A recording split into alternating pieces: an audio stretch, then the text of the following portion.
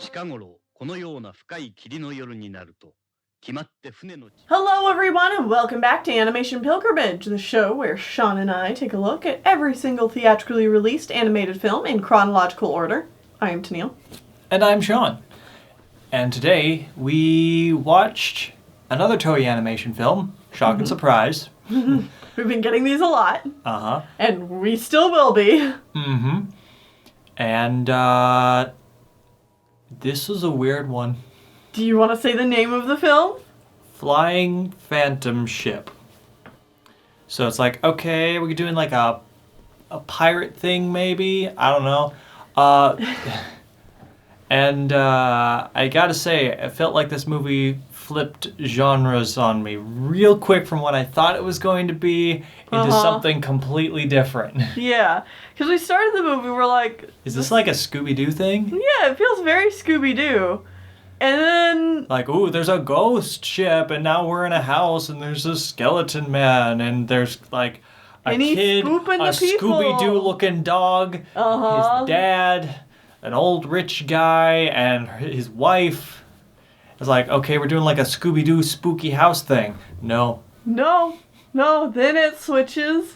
Then it suddenly turns into a giant robot monster film. Yeah, there's a giant robot attacking the town. And then everybody dies except for the kid and his dog.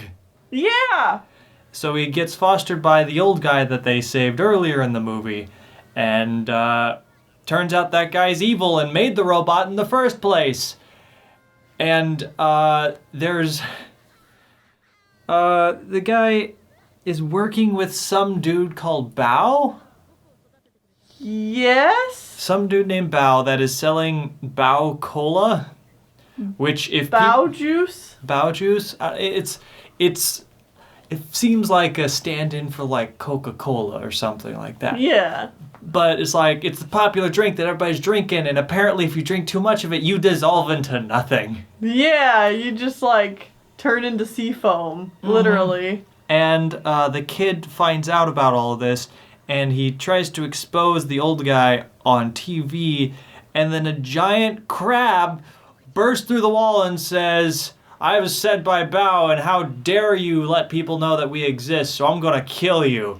And it turns out Bao is like an ancient sea god or something. It's difficult to say, but they got like a secret, super mechanical, awesome base at the base of at the bottom of the ocean. And the Flying Phantom Ship, which we heard about very briefly at the beginning of the film, is fighting against Bao. Is fighting against Bao and this guy as well, because the Flying Phantom Ship flew and destroyed the giant robot that destroyed the town earlier. Right, even though the giant robot, when it first showed up, said it was under control by the Flying Phantom Ship. Right, or something. To set up that the Flying Phantom Ship is bad, but actually the Flying Phantom Ship is good. Good. Also, something we kind of skimmed over, the kids' parents, who don't even get names. No, it's literally mom and dad. Mm-hmm. And mom gets literally no lines. Yeah, dad calls to the wife, mom. Take the boat and go to the thing. It's like, wow, you couldn't even put in like Mary or Henrietta or something Japanese. I don't know, because it's a Japanese Hana. film. Sure. It's just like, no, she's just wife. Yeah. But either way, on his deathbed, the dad tells the son that it's like, oh, you're not actually our son. We adopted you because we found you tied to a plank out in the middle of the ocean. This seems suspicious. Uh-huh. Well, the boy is running away from the crabs, and he gets beamed up by the Flying Phantom Ship. And the skeleton man who was there and taunting him earlier is like, hello, yeah, the guy that died just a little bit ago, like, he killed my wife and child, and I almost died. Yeah, the evil businessman killed my wife and child, and he's been working with Bao, and I'm trying to take down Bao through the use of my covert ghost pirate ship. Yeah, he's not actually like a ghost skeleton man. No, he's just wearing a mask. He wears a mask. Because he got burned in a fire, and he just, to preserve his identity or something. Right. Well, It was like, to start with, it was to cover up the burns, but now it's just kind of habit or something. now it's just part of his identity. Okay. He wears this mask. Well, turns out the boy had drunk too much of the Boa Juice and had a slight bout of poisoning. Uh-huh.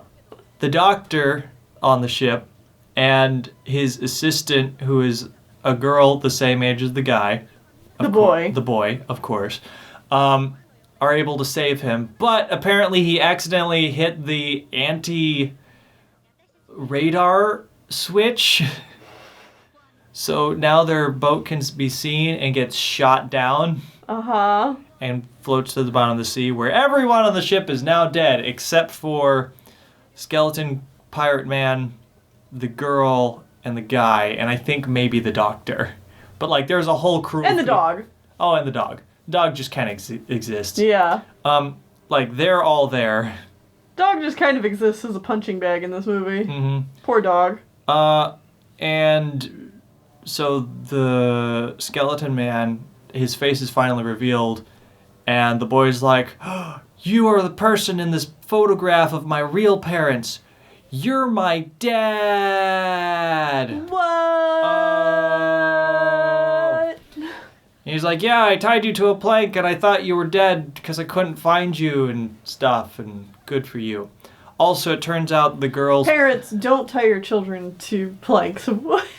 I mean, even if it's like a last-ditch effort to save their lives, it's probably better they just die. I'm kidding. I was making a joke. You went dark. Either way, it turns out the girl's parents also died to Boa Juice or Bao or the evil businessman. I don't know. So she also has revenge on the brain. She's like, hey, you and me, we can pilot this ship down to the bottom of the sea and crash it into Bao's stronghold, destroying him. And the boy's like, won't that kill us too? And she's like, yeah, but do we have anything to live for? And he's like, I mean, technically I just found my dad, but all right. But all right. So they do so, avoiding hijinks, and... Avoiding hijinks? Well, like, avoiding enemy things. Like, they go through a minefield, and there's, like, evil robots everywhere. Yeah. And they fight a gigantic, robotic octopus. Is it an octopus or a squid? No, it's an octopus. It's definitely an octopus. And they fight it off by sending magnetism into its circuits, making it short circuit and kill itself.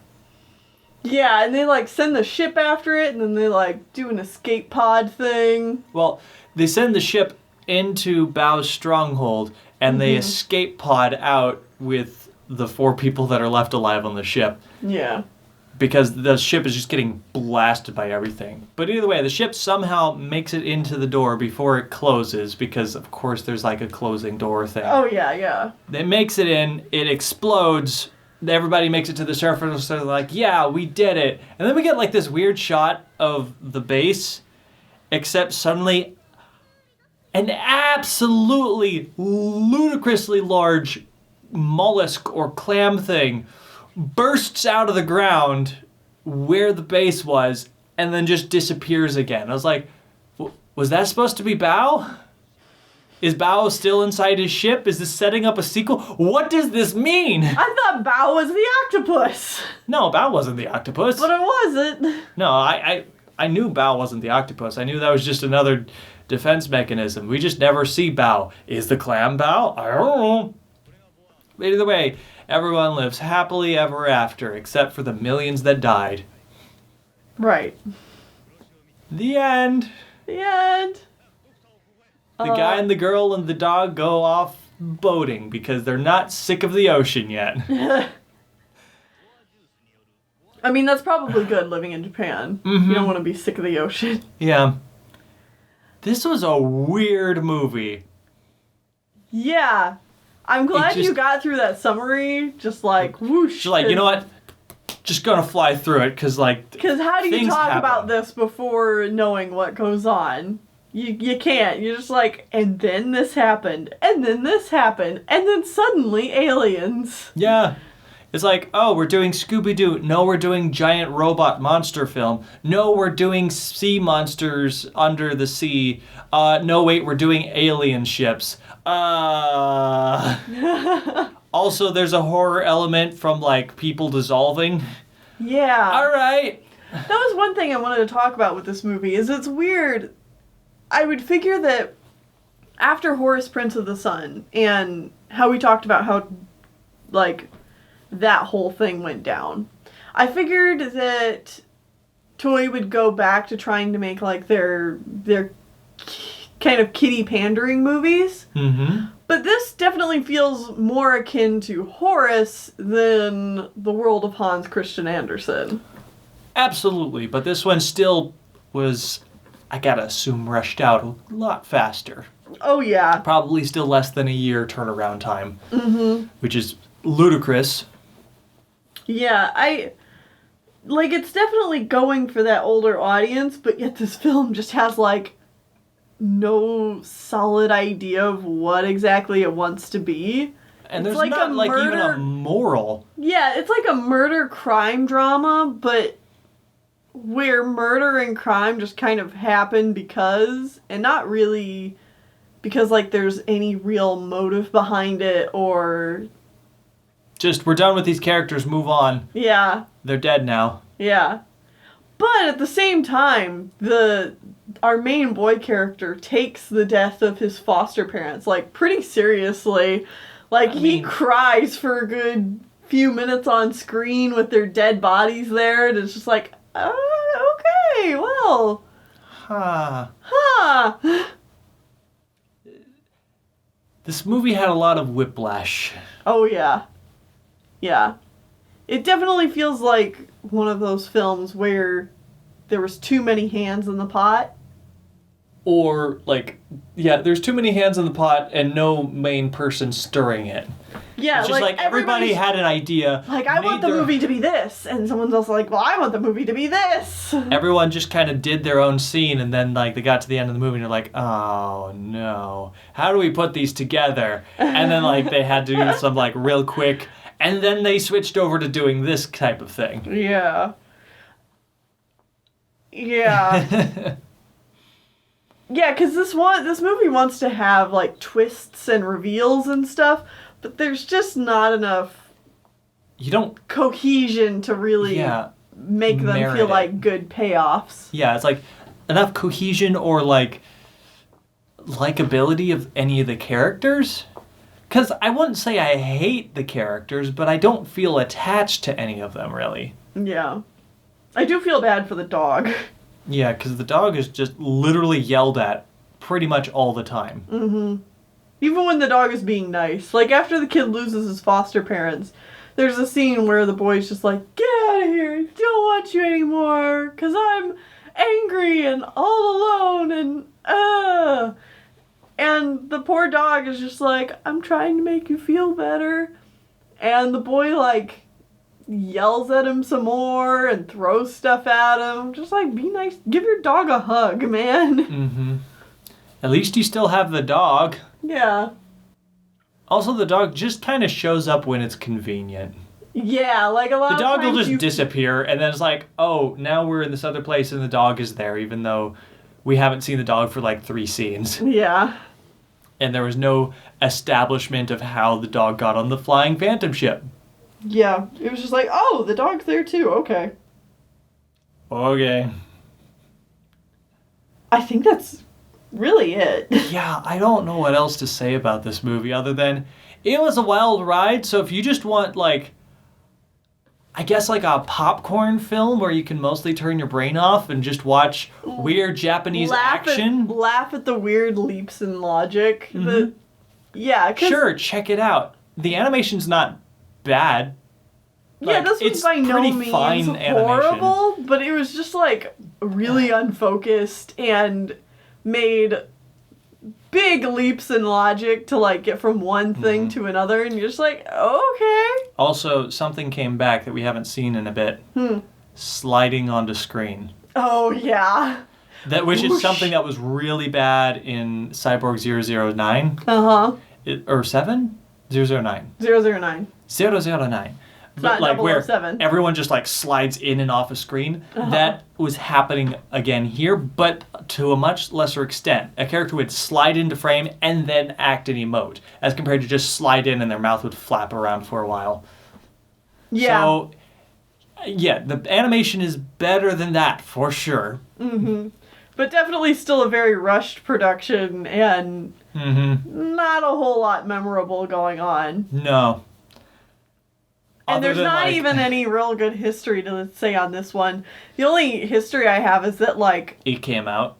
Yeah, it came out this time. Miyazaki designed the robot. Okay. That's it. Miyazaki worked on this, so we have to find out exactly what he did. Yeah. Because Miyazaki's the only person that matters. I mean, okay, Miyazaki's pretty cool, but, like, as a whole team, whatever. Whatever. That's it. So, next week... It's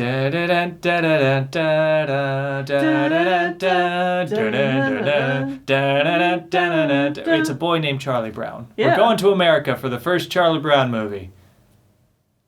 See you then.